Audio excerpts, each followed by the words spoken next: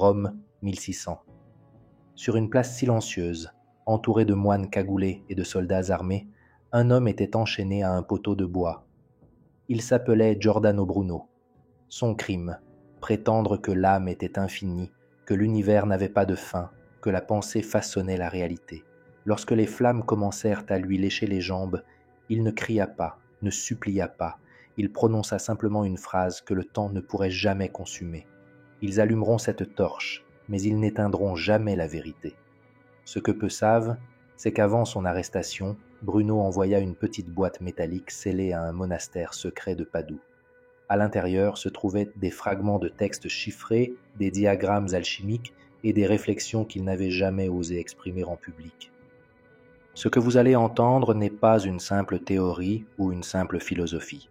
C'est une reconstitution fidèle de la pensée la plus radicale de Bruno, une vision de l'univers, de l'âme et de la réalité capable de tout bouleverser. Vous y trouverez également des fragments de son intériorité. C'est pourquoi il est important que vous prêtiez attention à chaque mot, non pas pour moi, mais parce que cet héritage a été écrit pour ceux qui sont prêts à se souvenir. Car, si son sacrifice avait un but, c'était de vous permettre de ne plus vivre dans le sommeil. Si ce début a transpercé votre âme comme une vérité oubliée, laissez un « j'aime » sans plus attendre. Inutile d'expliquer quoi que ce soit, je le saurai. Je saurai que vous êtes de ceux qui ressentent et non qui écoutent. Je saurai que, comme moi, vous reconnaissez la voix de l'Éternel lorsqu'elle parle doucement. Ce geste sera votre torche allumée au milieu du silence. Je m'appelle Giordano Bruno, et ces mots n'ont pas été écrits pour le monde, mais pour celui qui est prêt à se souvenir de lui-même. J'ignore si vous lisez ceci après des siècles ou si vous l'entendez simplement maintenant. Mais si cela vous est parvenu, c'est que votre âme se trouve exactement au seuil où commence l'éveil. Ce que vous allez entendre n'a jamais été prononcé à voix haute de mon vivant.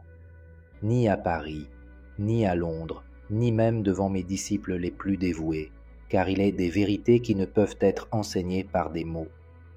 Elles ne se révèlent que par l'expérience, et je l'ai compris trop tard. Ce n'était ni un livre, ni une formule. C'est une nuit où je risquais la mort que l'univers m'a révélé ce que personne ne m'avait jamais expliqué. Cela s'est passé à Venise. J'étais seul, fiévreux, allongé sur le sol en pierre d'une chambre louée. Je m'étais disputé avec un noble ignorant qui m'avait accusé d'hérésie. L'après-midi même, ils m'ont lapidé. La fièvre est arrivée dans la nuit, telle une morsure céleste, et dans mon délire, j'ai vu ma vie non pas comme une succession de souvenirs, mais comme des projections. C'était comme si tout ce qui m'était arrivé, chaque trahison, chaque perte, chaque chute, était la conséquence de quelque chose que j'avais inconsciemment émis. J'ai vu la peur que je portais en moi depuis l'enfance, la culpabilité de poser des questions, le désir d'être accepté par ceux qui ne savaient même pas s'accepter eux-mêmes.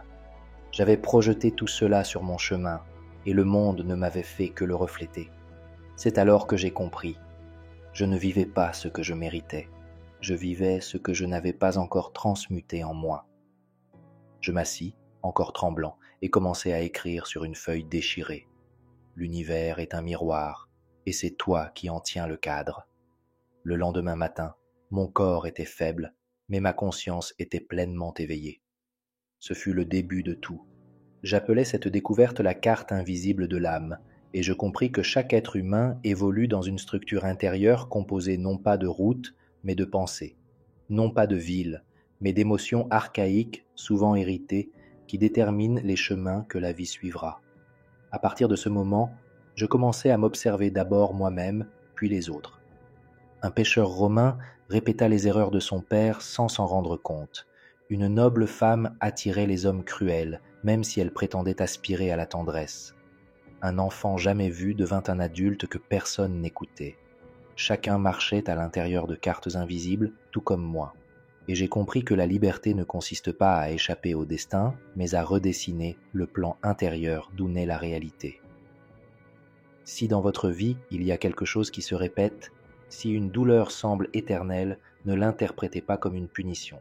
Considérez-la plutôt comme un signe, une coordonnée, un point précis sur votre carte qui demande à être transmuté. Vous ne réagissez pas au monde, vous le projetez. Et si vous changez intérieurement, le monde commencera à changer aussi. sans que vous ayez à le forcer. C'était mon premier grand secret, et c'est pourquoi je l'écris maintenant. Car si cette voix résonne encore, c'est parce qu'elle n'a jamais disparu. Elle attendait simplement que vous vous en souveniez. Mais ce souvenir n'est pas toujours facile. Parfois, pour cela, il faut remonter bien plus loin, même jusqu'à l'enfance.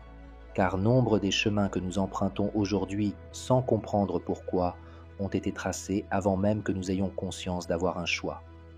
Et si vous me le permettez, je voudrais vous emmener au moment où j'ai compris que toutes mes pensées ne m'appartenaient pas. J'avais 7 ans la première fois que j'ai entendu mon père me dire de me taire. Nous étions dans les champs, à ramasser des pierres sur le chemin pour préparer le nouveau jardin. Je lui ai demandé pourquoi les riches possédaient de si vastes terres s'ils ne les cultivaient pas.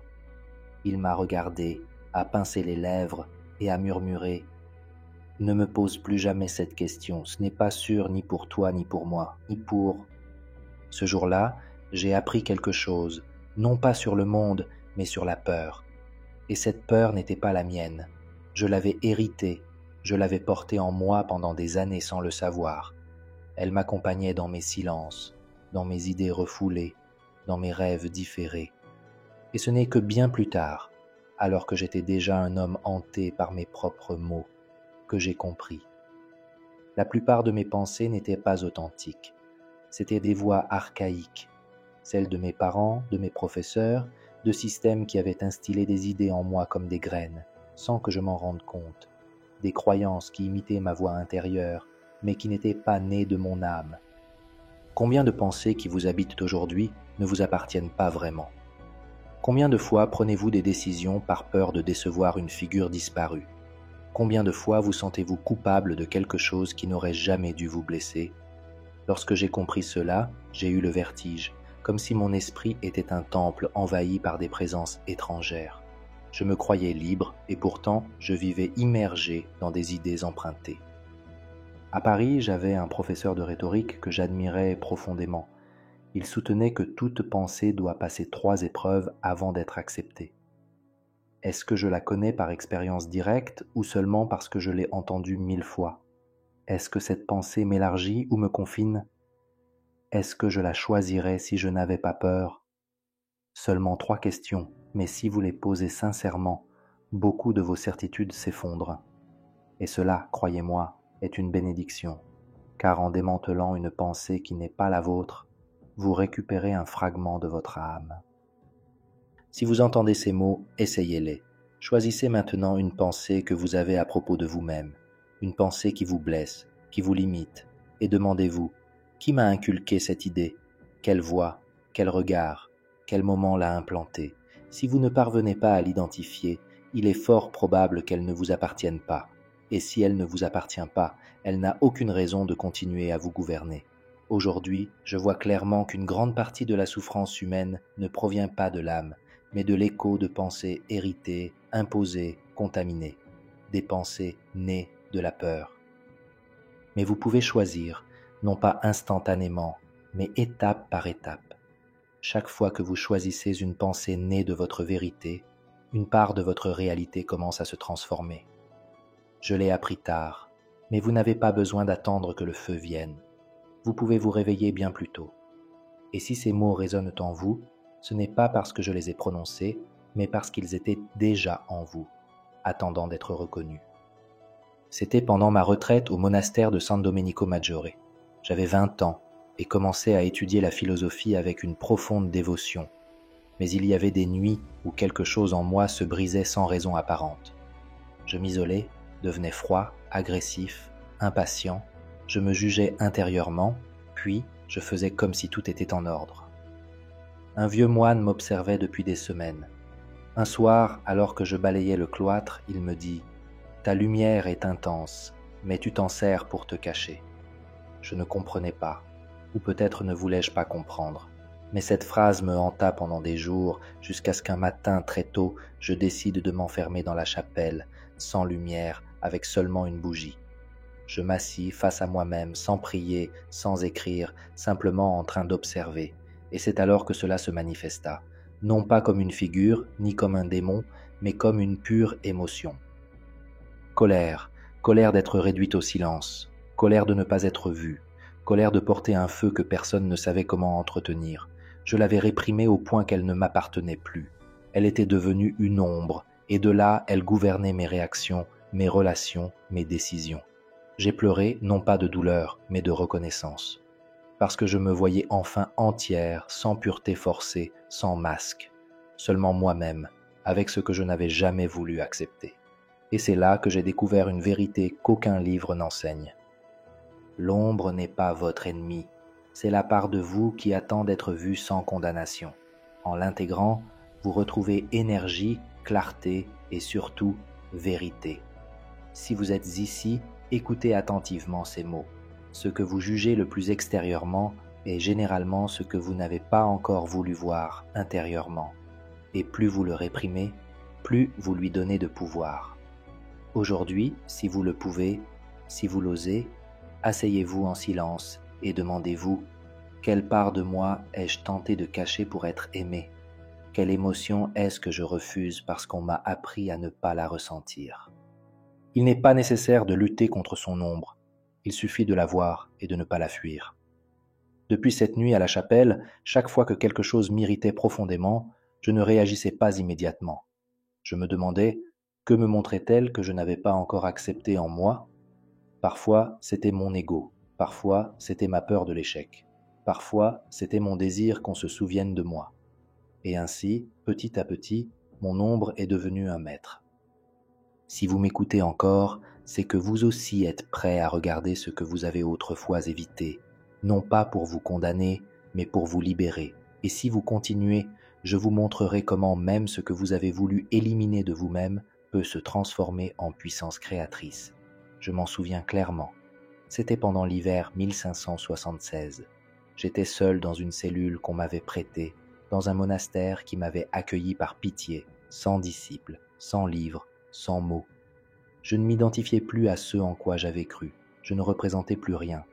J'existais comme si j'avais perdu toute forme. Je me sentais obscur, absent, sans direction, sans nom. C'est alors que j'ai écrit une phrase sur le mur avec un charbon presque éteint. Qui suis-je quand il ne reste plus rien ? Le lendemain, je n'ai rien fait. Je n'ai pas parlé. Je n'ai pas cherché de réponse. Je suis simplement resté dans cet état de néant apparent, sans lutte, sans but, sans distraction. Et c'est là, juste là, que la pensée la plus claire que j'ai jamais eue a fait surface. Le vide n'est pas la mort, c'est un utérus.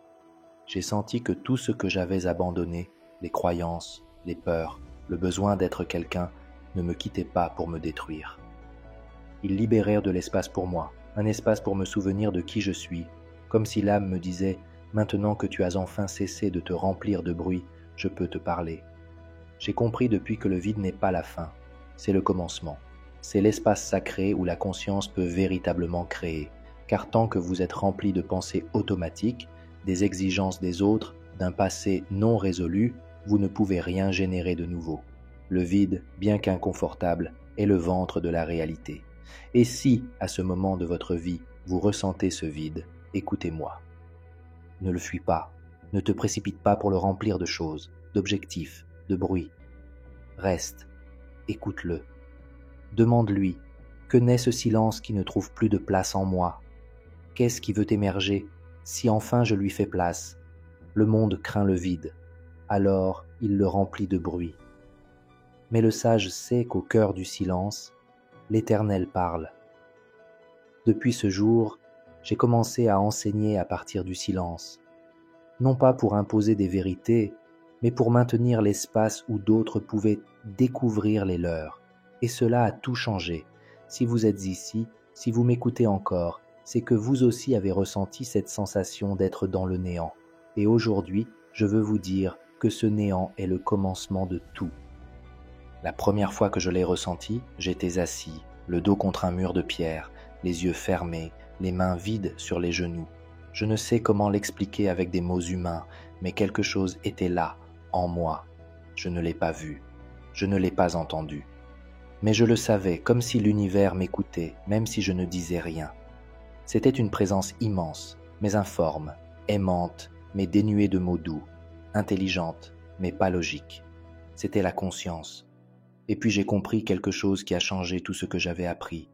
La conscience n'est pas en vous, vous êtes dans la conscience, et cette conscience contient tout, votre histoire, vos pensées, votre corps, vos doutes, votre temps, votre âme. Et pourtant, elle vous observe dans un silence absolu, sans jugement. Je la savais sans l'étudier, je la ressentais sans la comprendre, et je l'honorais sans avoir à l'expliquer. Depuis ce jour, j'ai cessé de me sentir seul, même dans les pires moments, même lorsque j'ai été arrêté, torturé, déporté. Cette présence était toujours là, parfois subtile, parfois vibrante, mais toujours présente, non pas comme un Dieu extérieur, mais comme une conscience vivante que j'habitais moi-même. Si jamais vous avez eu l'impression que personne ne vous écoutait, arrêtez-vous, fermez les yeux, soyez silencieuse et soyez attentive, ni aux mots qui vous viennent à l'esprit, ni à vos émotions. Ressentez. Il y a quelque chose là, un chant, une vibration, qui ne vous demande rien, mais qui attend toujours que vous le remarquiez. C'est la conscience, le tissu invisible qui maintient tout ensemble, l'océan dans lequel navigue votre âme. Ce que vous percevez comme une séparation n'est que la surface. Mais si vous vous immobilisez, vous pouvez sentir qu'il n'y a pas d'extérieur, il n'y a qu'un. Et cet un est qui vous êtes. Si vous souhaitez que je continue, je vous révélerai comment cette conscience non seulement m'a soutenu, mais a commencé à réagir, à se manifester, à me montrer que l'univers non seulement observe, mais collabore. J'étais à Padoue. J'avais passé des semaines en silence, sans rien chercher, m'abandonnant simplement à la sensation et à l'observation. Une nuit, assis sous un arbre, un très vieil arbre, aux branches courbées comme les bras d'une mère, j'ai pensé à quelque chose de simple. J'aimerais un livre, un seul, un texte pour me guider. Je n'en avais pas envie. Je ne l'ai demandé à aucun dieu. Je l'ai ressenti seulement comme une pure intention, une impulsion de l'âme. Le lendemain matin, un moine inconnu s'approcha de ma chambre. Il ne prononça pas son nom, laissant simplement un objet enveloppé dans un tissu. Lorsque je l'ouvris, c'était un exemplaire usé d'un manuscrit de Plotin que je cherchais depuis des années et que je croyais désormais introuvable. Le moine ne revint jamais, et je n'appris jamais d'où il venait, mais je compris quelque chose d'aussi clair que le jour sur mon visage. L'univers écoute l'intention pure, et lorsqu'il n'y a pas de résistance, il coopère. Ce n'était pas de la magie. Ce n'était pas de la chance. C'était une concordance entre ce que je ressentais profondément et ce que le tout savait être le bon moment pour recevoir. Dès lors, j'ai cessé de lutter pour tout obtenir et j'ai commencé à comprendre, à créer à partir de la certitude et non du manque. Et j'ai découvert une loi silencieuse qui vibre encore aujourd'hui aux quatre coins du cosmos. Lorsque ce que vous demandez est en harmonie avec qui vous êtes, l'univers ne résiste pas. Il collabore. Et vous, à partir du point où vous désirez, car ce n'est pas le désir qui crée, mais la vibration qui l'émet, si vous demandez par manque, vous projetez davantage d'absence. Mais si vous émanez de la plénitude, de l'amour, de la certitude, la réalité se meut comme un reflet. Aujourd'hui, si vous avez besoin de quelque chose, ne le quémandez pas, ressentez-le, vibrez avec lui. Imaginez-le déjà présent, comme si l'univers n'attendait que votre permission pour vous l'accorder, car c'est exactement ainsi. Si vous le souhaitez, dans le prochain fragment, je vous révélerai quelque chose d'encore plus profond. Comment j'ai appris à comprendre sans peur et comment la peur, plus que toute autre chose, bloque le flux sacré de la création. J'ai longtemps cru que c'étaient les autres qui me limitaient, l'Église, les dogmes, les juges, les inquisiteurs. Mais ce jour-là, j'ai compris quelque chose qui m'a fait plus mal que n'importe quel exil. Ce n'était pas eux, c'était moi, qui avais peur de recevoir. J'avais peur que si quelque chose de bien arrivait, le châtiment suivrait. J'avais peur de faire confiance, peur de perdre, et surtout peur de découvrir que j'étais vraiment capable de créer et de n'avoir personne à blâmer. C'était un après-midi pluvieux à Ferrare. On m'avait offert l'opportunité d'enseigner en secret, une opportunité précieuse, mais j'hésitais, non pas à cause d'un danger extérieur, mais parce qu'une partie de moi me murmurait que c'était trop beau pour être vrai. Assis seul, devant une bougie allumée, je n'ai pas parlé à l'univers pour la première fois. J'ai parlé à ma peur. J'ai dit « Je sais qui tu Tu es le souvenir de tout ce qui a mal tourné. Tu es la blessure de mes ancêtres. Mais tu n'es plus le leader. Tu peux rester, mais tu ne dirigeras plus. Et ce fut comme si un brouillard se dissipait, comme si l'air recommençait à bouger. Car la peur ne disparaît pas en criant, elle se transforme dès que vous cessez de lui obéir. Si une part de vous se sent indigne, écoutez ces mots. Ce n'est pas votre désir qui est le problème, mais la peur de le recevoir. Ce n'est pas l'univers qui vous met à l'épreuve. C'est votre croyance inconsciente que si quelque chose arrive, cela vous sera retiré. Mais cette idée est fausse. Ce n'est qu'un héritage mental que vous pouvez choisir d'abandonner. Maintenant, fermez les yeux et répétez. Je suis en sécurité en recevant ce que mon âme a déjà choisi. Le bien qui est mien ne me sera pas refusé. Je n'ai aucun prix à payer pour être heureux. Car lorsque l'âme cesse d'avoir peur, le flux se rétablit. Et ce qui semblait être un effort devient synchronicité. Dans le prochain chapitre, je partagerai comment j'ai appris à maintenir ce flux, non pas par la force, mais grâce à un outil que j'avais sous-estimé pendant des années, la gratitude. Pendant des années, la gratitude n'était pour moi qu'une courtoisie, une expression prononcée après avoir reçu quelque chose, une habitude enseignée dans les monastères comme une vertu, mais rarement ressentie avec sincérité. Jusqu'au jour où tout a basculé. Je marchais seul à l'aube, aux abords de Léon. Il faisait froid, j'avais peu de nourriture, peu de vêtements, peu de certitude. Et pourtant, pour une raison inconnue, ma poitrine était emplie d'une paix qui ne provenait pas de ce que je possédais, mais de ce que je reconnaissais. Et j'ai dit doucement, sans raison apparente, « Merci », ni pour quelque chose, ni pour quelqu'un. Juste « Merci ».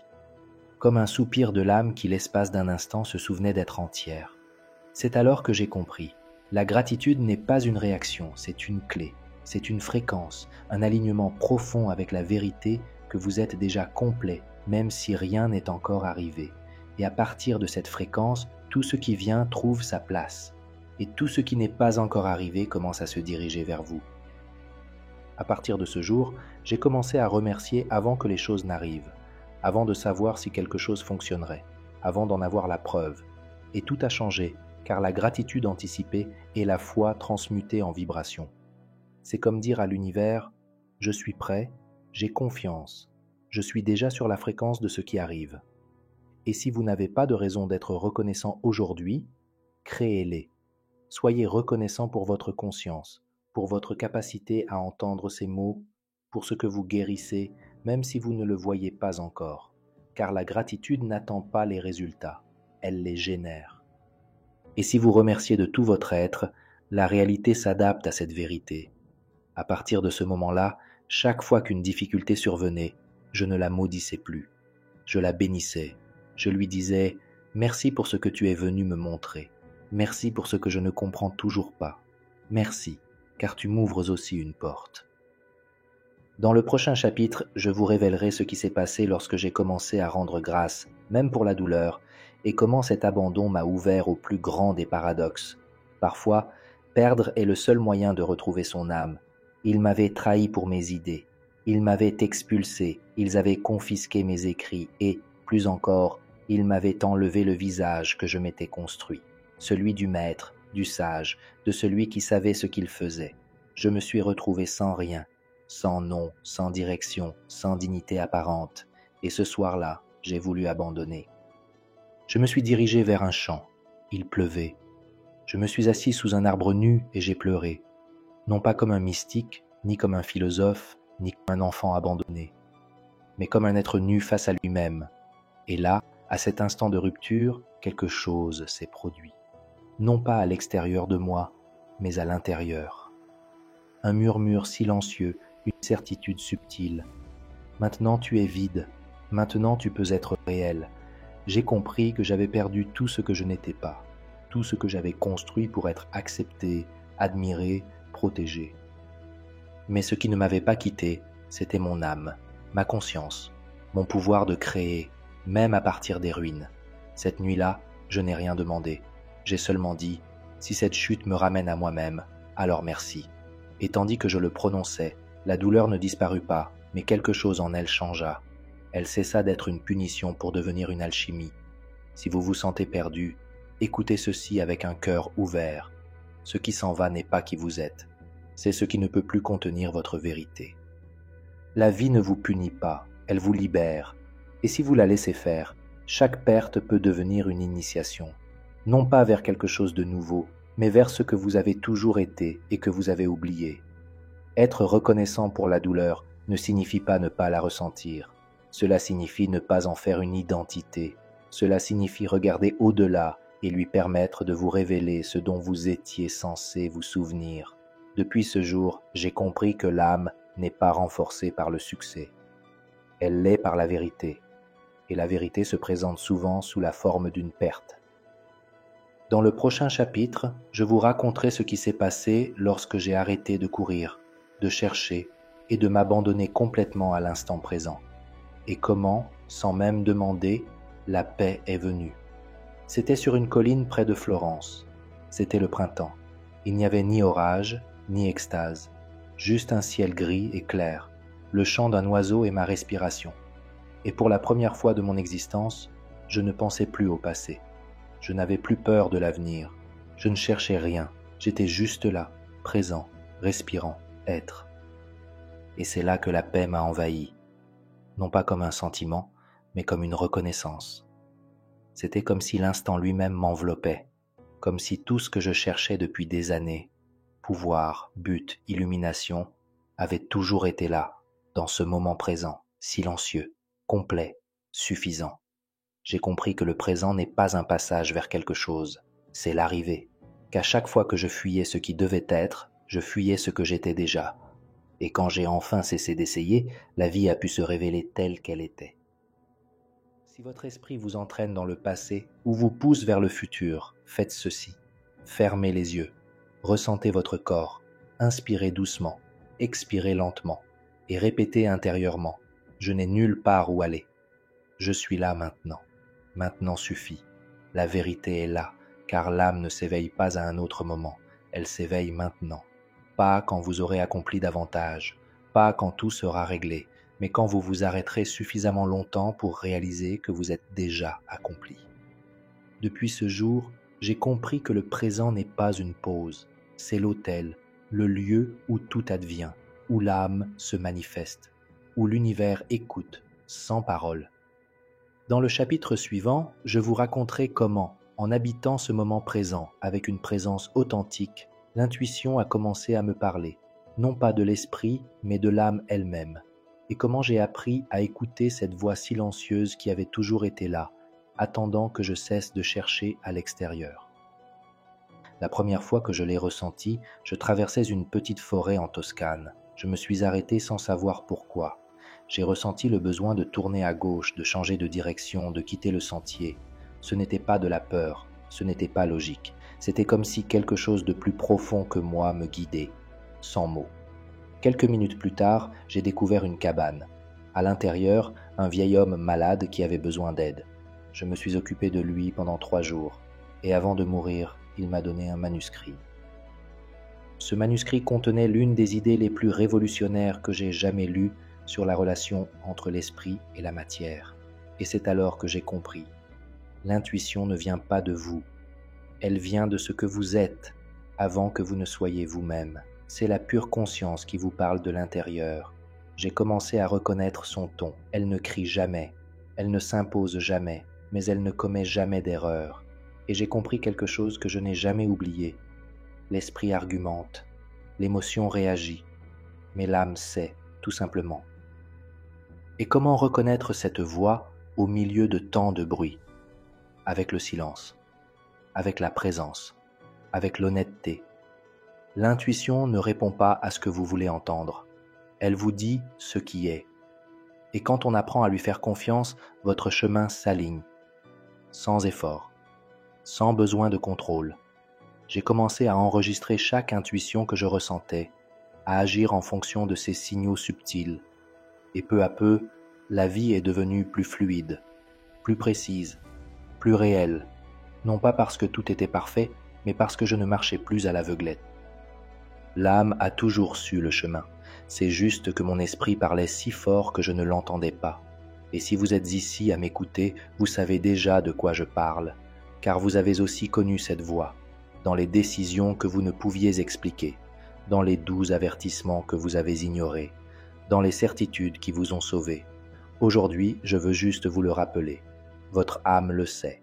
Elle a juste besoin que vous l'écoutiez, sans hâte, sans jugement, avec un profond respect.